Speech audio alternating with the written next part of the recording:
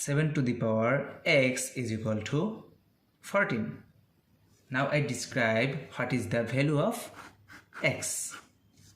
First of all, 7 to the power x is equal to 7 times 2. 7 times 2 are 14. Now log 7 to the power x is equal to log of 7 times 2.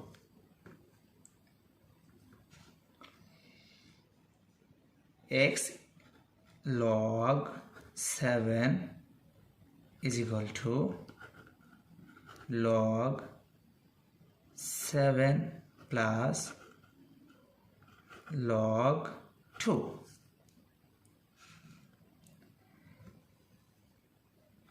Log 7 divided by log 7 divided by log 7. Log 7 will be cancelled. X is equal to log 7 over log 7 plus log 2 over log 7. Log 7 will be cancelled. X is equal to 1 plus log 2 divided by log 7. X is equal to 1 plus log 2 base of 7. This is the value of x. Answer.